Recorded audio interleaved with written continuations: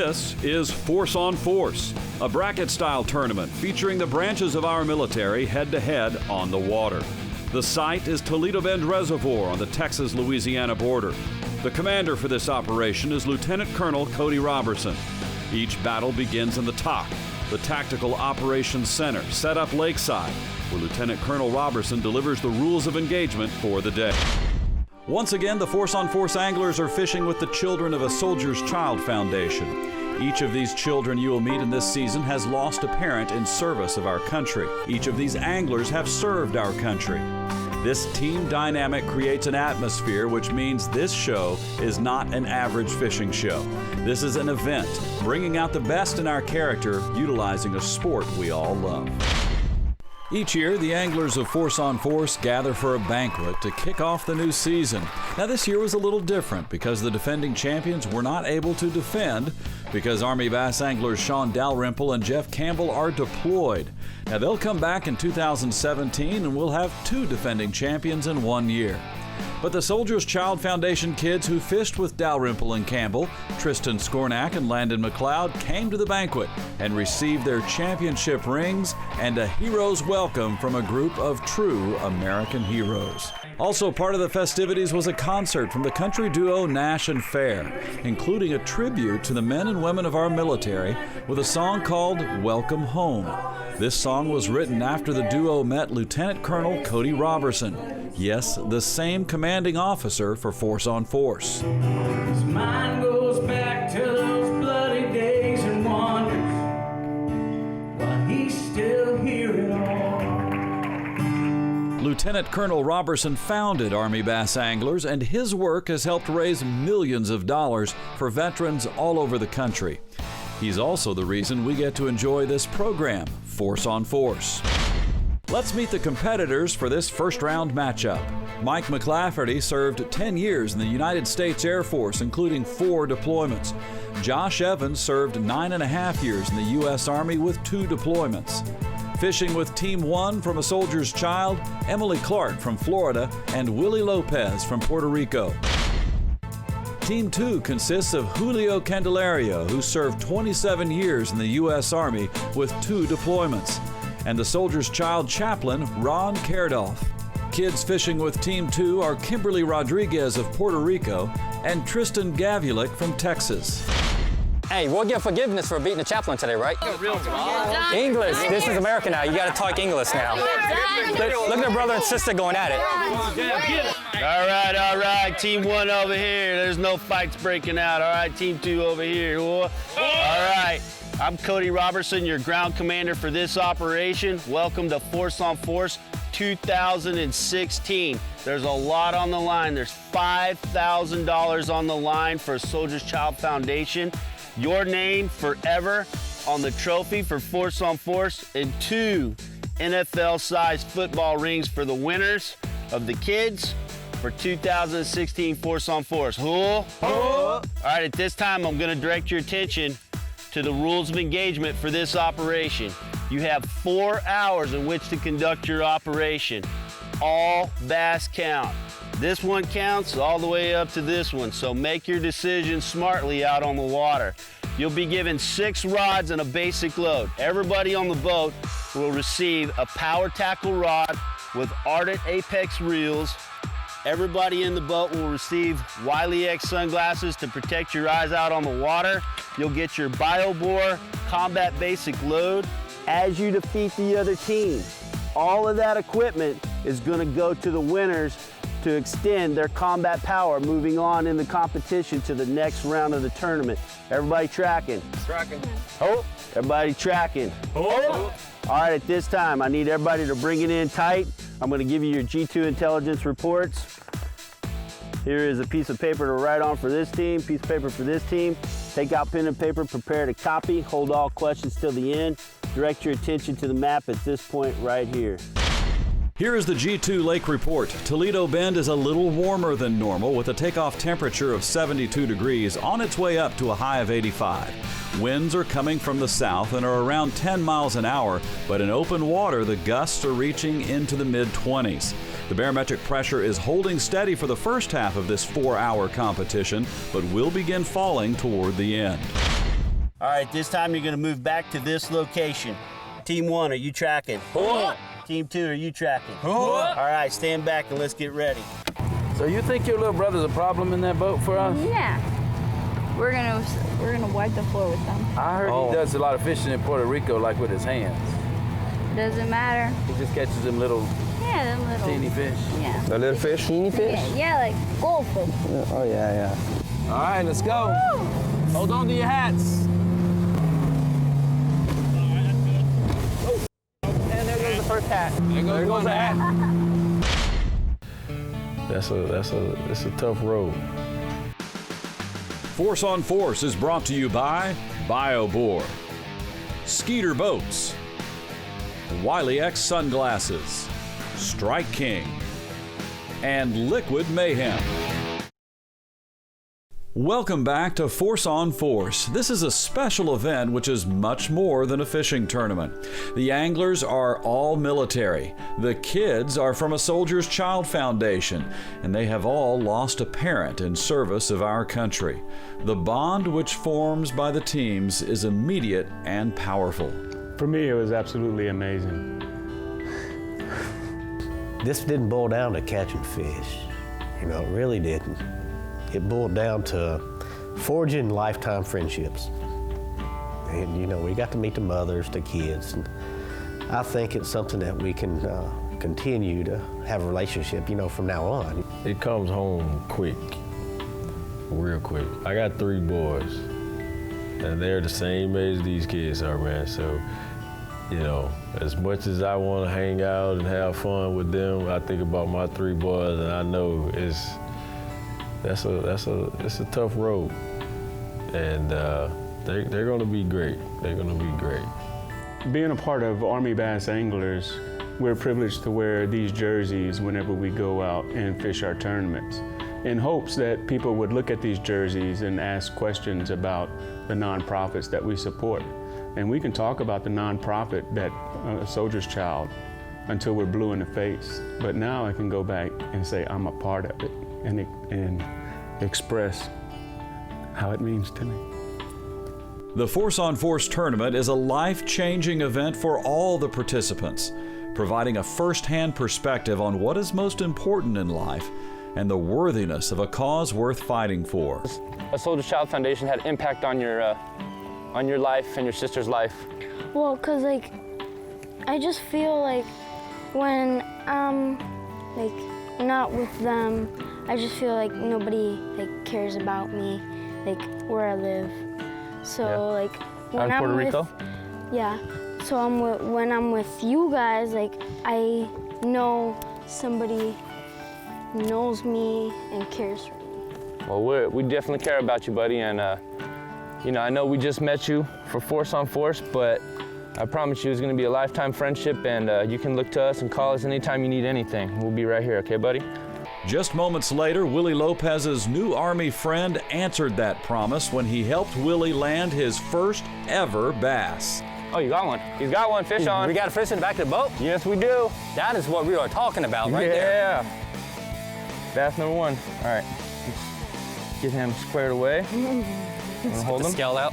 You get scale out, Mike? Yep. All right, well, check it out. Okay. You grab him right here. If you hold him like this, he's not going anywhere, okay? Don't be afraid to grab him nice and tight right there, though, okay? Squeeze it nice. There you go. Take a picture. Yeah, take a picture. Hold him up like you just won the Bassmaster Classic, buddy. That's what I'm talking about. All right, let's let him go. Okay, set him back in the water and let him swim away. Boom, there you go. There you go. Just like that, boys and girls. I had it sideways, and suddenly I was I'm like, fish on. And then it was kind of hard pulling it in, and then I could barely lift it up, so then they helped me with it. When they flooded this lake, they didn't cut the timber out in enough time. When they didn't cut the timber out enough time, they had a big rain. And the rain came in and flooded the lake. It was flooding rains, and it made the lake bottom so soggy they were never able to cut the timber out. So all throughout here, they got trees that are standing as tall as those trees on the bank. They're in the water. So So you could be in 40 feet of water and you'll see the top of a tree. Okay guys, so this is the spot where we're gonna be fishing right here, this area right here. And right now with the map, this is the map, so this contour lines is gonna tell us where we're gonna be at and the depth that we're gonna be fishing. Right here with the sonar, we're gonna be able to see the fish, where they're at, and then what we gotta use to be able to get to the fish so we can get them. Okay, you're gonna throw it out. You're fishing with a Carolina rig. It's got a weight and a worm. You're gonna throw it out, let it sink, just drag it back to you, keep your line tight, and you're just trying to feel something. If that fish hits it, you're gonna feel it, and the line is gonna jump, you're gonna feel a thump, and when you do, you just set the hook like this, okay? And don't be timid, don't be bashful, just rip his jaws off, okay? Because we're not playing out here, we are here to win.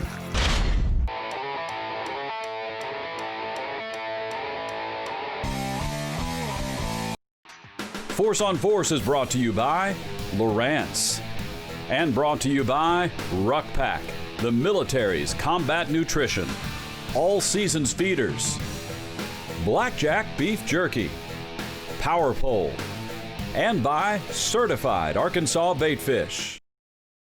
Some of the children with a soldier's child have siblings who fished in prior seasons. And wherever there are siblings, there is usually a little sibling rivalry. Such is the case with Sydney and Drake Sanders. Now, Drake fished last year in Season 4. His situation was unique. Neither team caught a fish in their first round matchup. This prompted Commanding Officer Cody Robertson to improvise. Being a fit military group, push-ups would propel one team into the semifinal round. Now, Drake plays linebacker on his high school football team, but he carried his fishing team to victory last year with his physical strength, to great fanfare. But he didn't catch a fish. Fish total, I caught 5 fish, but only one of them were a bass. Hey, Unlike who? My older brother, he caught 0 fish and 0 bass. The last tournament he fished. Last year. In 2 rounds. You're not going to rub that in, though, are you? I already did. Is it a bass? Yeah. Yes. Bring it in. Nice, bring it in, bring it in. Bring it over. Good one. Get it in the boat. Bring it in. We want it in the boat. Okay, yeah. Give it to me. Give it to me. Now, remember what we was going to do for your brother? This is how we catch the fish for brother. 14.8. It appears the conversation will be a little lively around the Sanders family dinner table with commentary on exactly who is a better fisherman, Sydney, who caught a fish, or Drake, whose team made it to the semifinals. Stay tuned. Bye, Fishy. Thank you. Now back to our teams on the water. Team 1 owns only one small fish, weighing only 0.59 pounds.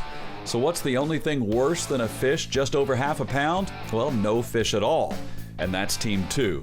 Just before the halfway mark of this 4-hour competition, the chaplain, Ron Kerdolf, hooks into their first fish of the day. You got fish on? It provided a little excitement, but little was the operative word. It measured at precisely 0.50, exactly half a pound.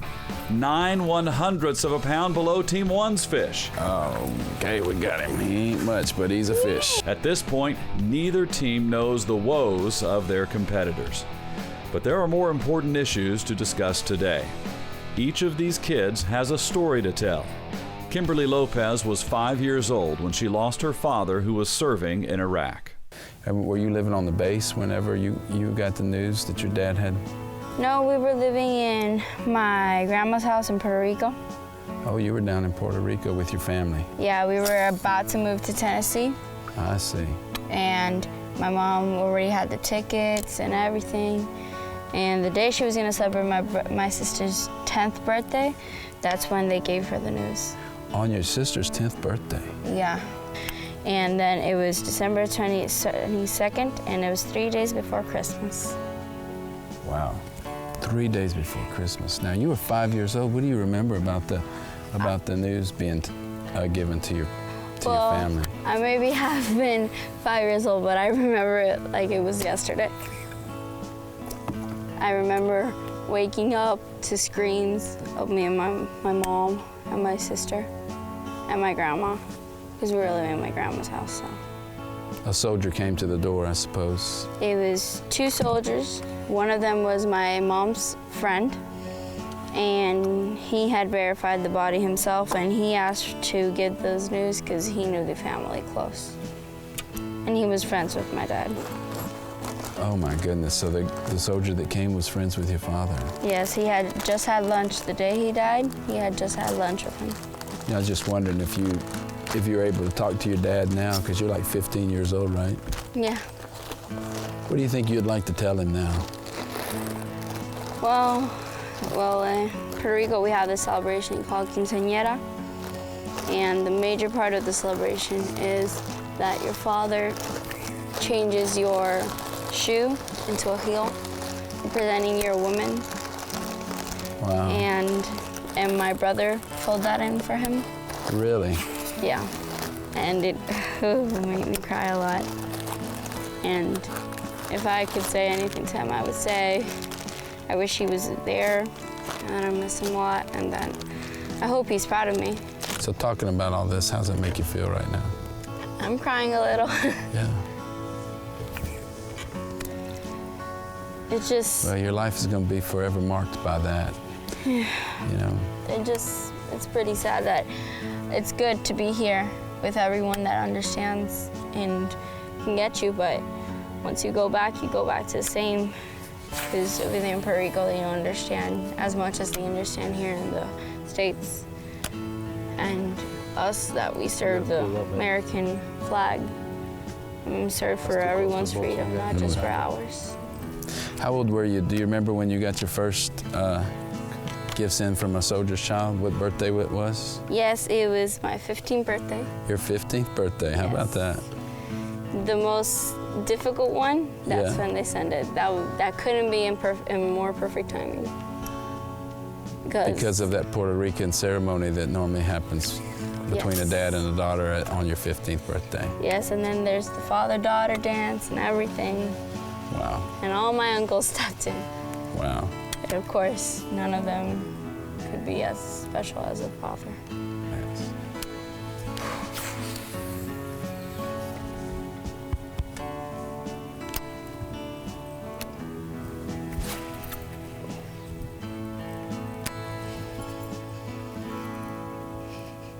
You know what you need to do right now? You need to catch a fish. Hopefully, please. Force on Force is brought to you by G2 Gemini, Fins, the Texas Oil Man's Bass Invitational, Ardent Reels, Bass Angler Magazine, and Impact Jigs. Last year, Tristan Gavulik's father was a jump master with over 360 jumps, but a tragic accident during a training mission left the family fatherless. One of the bracelets I wear on my wrist from my dad, it's got Isaiah 6:8. And then I heard the voice of the Lord saying, "Who shall I send and who shall go for us?" And I said, "Here am I, Lord, send me." And I just know that this was all,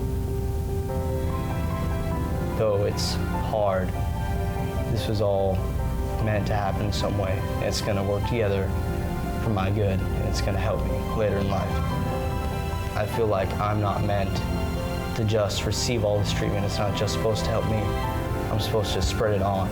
I come from a relatively big family, and in the last 3 years I've lost quite a few of my very closest, my mother, my brother, my sister.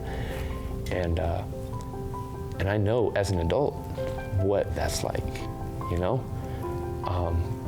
The simple subtleties, you can't call them or tell them you love them anymore, or tell them when you do something good or bad. And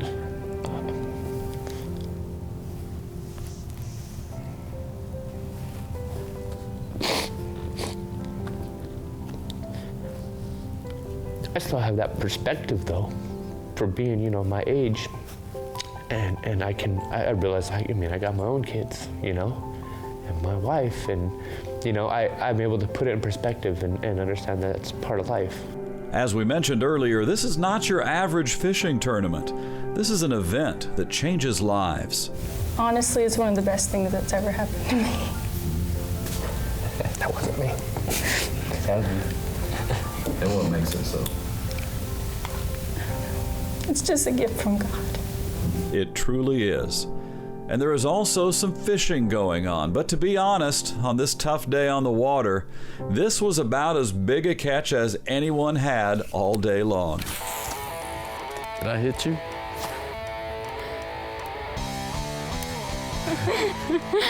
Are you okay? Yes.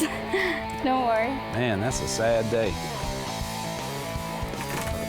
Well, but what about you? Let's hope they had say a day that is sadder than ours. Right now, so I'm surprised. All right, bring it in nice and tight. Put your outboard basic loads on the table. Well, you've accomplished the first mission in this operation, and that was to make it back safe and sound. With that said, this being a joint operation, we're gonna go at Team 1. Tell us how your day went and give us a full report. Well, we SP'd out of here at the boat ramp about 0830. We made the quick 15-minute run over to Lower Creek. We went all the way in the very back. Saw some small schooling fish along some of the edges of the grass line. We threw some flukes, shaky heads, and a Livingston EB jerkbait. The only luck we had was one fish on a shaky head for a .59. 0.59, one fish, all right. Oh, Team 2, break down your day for us. All right, we SP'd out of here at about 0830. We went up north to our first checkpoint. We saw a lot of fish schooling, so we're trying to crankbaits, and we tried some worms on them. We were not successful that time, so we moved to our second checkpoint. In our second checkpoint, we caught a fish. It was caught with worm, and for the weight was .50. 0.59 to 0.50. Damn. 0-0. Boy, that was a tough competition. Let me tell you. Squeakers rule the day, right? So it sounds like 0.59 squeaker is going to advance Team 1 onto the next round of competition. So congratulations, Team 1. You get all of their combat basic load for the next round of competition. You guys shake hands and move out and draw fire. Oh, all right. Hey, you guys still won. Good job. Good job. Yeah! Team 1, baby. Next round. Who's up? Let's go. But yeah, that very first cast was the very first fish and only fish of the day. And Willie's first fish, first bass of his life. And that .59 was the biggest bass I've ever had in a boat. Yeah. That meant so much. Yes, we had a bet that if he won, I would do his chores for 2 weeks. And if I won, he would do my chores. Of course, mine are a lot more than his, so I get the easy route, so.